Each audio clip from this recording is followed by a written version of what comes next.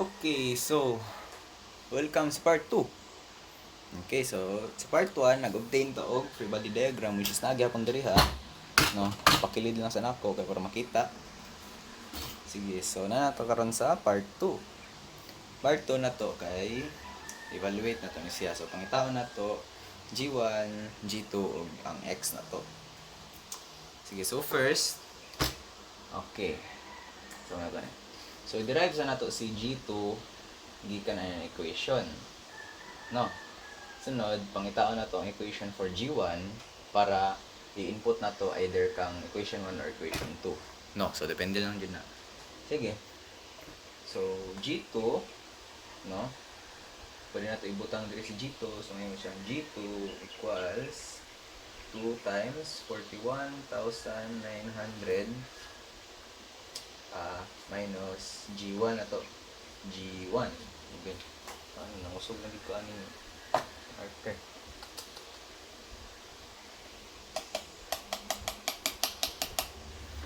Minus G1 na to. Okay.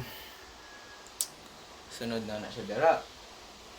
Ano na siya to ang substitute na to for G2. Tapos G1, no? Pwede na to i-isolate ni si G1. So G1 itself na lang ato ang ikuan. G1 equals G2 times 12 minus 41,900 all over X. Or pwede na to i-as is na lang G1 times X equals kanisiya. No? Okay, para diretso na lang ta input nila og G1 times X.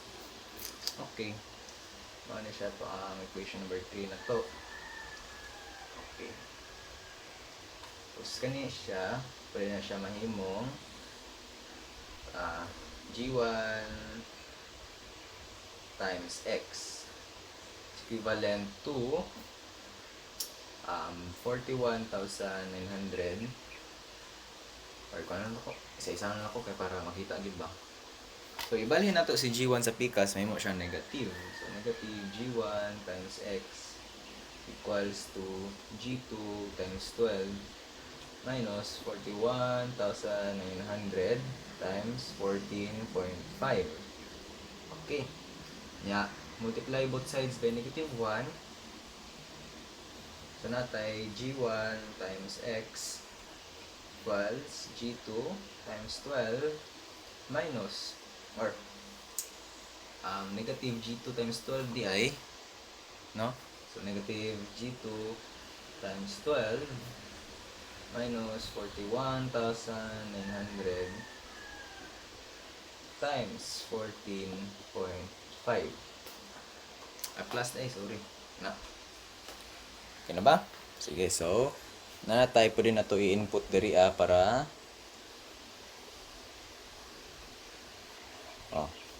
sige.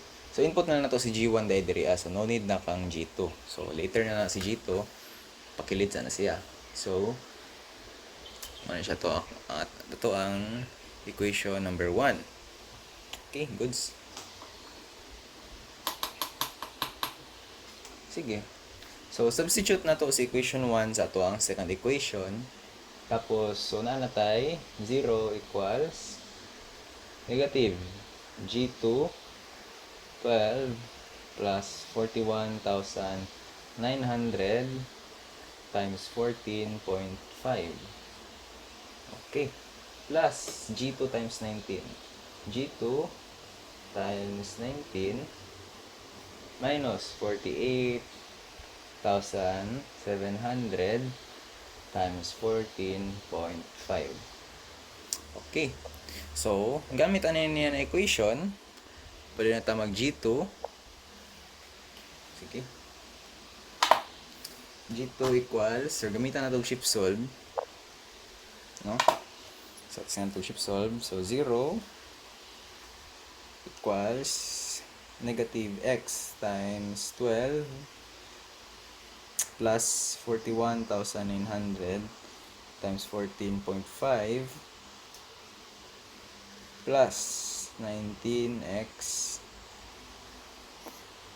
minus 48,700 times 14.5 no? Check na to usab. Okay, tama. Shift solve na to. So, natay force kang G2, which is 14,000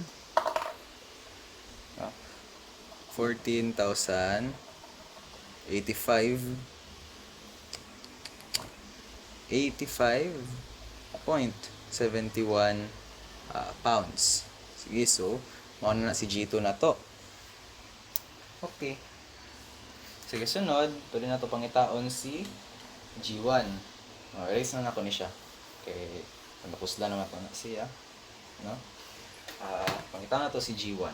Sige, so modify na to ni siya na equation sub. Sige, so ibalhin na to si G1 sa pikas, may mo siyang positive G1. So, G1 equals 2 times 41,900 minus G2, which is 14,085.71. Sige. So, store sana yun na to si G2. Store A. Okay. So, nasa A, nakasave na kang A si G2. So, G1 equals, 2 times 41,900 minus, kana siya, which is si, letter A na siya, kaya nakasave naman. So, natay 69, nice. 69,714. 69,714 pounds. Ay, 0.28 na sorry. 0.29. 0.29 pounds. Okay, goods. Sige. Sunod is, pangitaon na nato ang iyang distance x, no? Which is, sorry. Pwede na to siya makuha gamit kani siya or kani siya. Pero kanya itong gamiton kay wala lang. Sige. Sige, so finding x na to. So 0 equals G1 na to, which is 69,712.29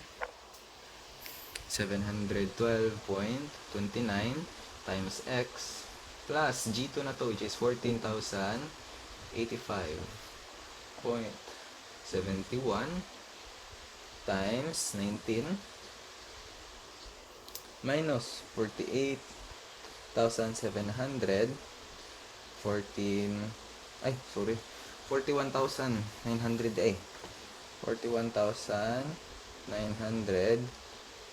nya 14.5 nya kani siya na mali ko, dili siya dapat 19, dapat 12 ra na siya. Pero check na ato kana siya.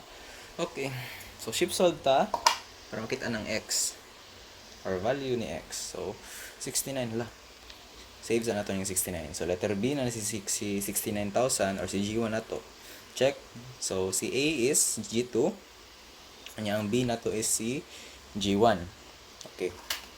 0 equals 69,712, which is si G1. So B na siya, Bx, no, kaya na may x dira plus G2, which is A na to, times 12 minus 41,900 times 14.5. Okay, so shift solve. B na to is kana siya, kanya A na to is kana siya. Okay, so solve for x, 0, 6.29 feet. Okay, so x na to is 6.29 feet. 29 feet. Okay, so mao na mga answer. Salamat sa pagpaminaw, no? Yeah, mo to.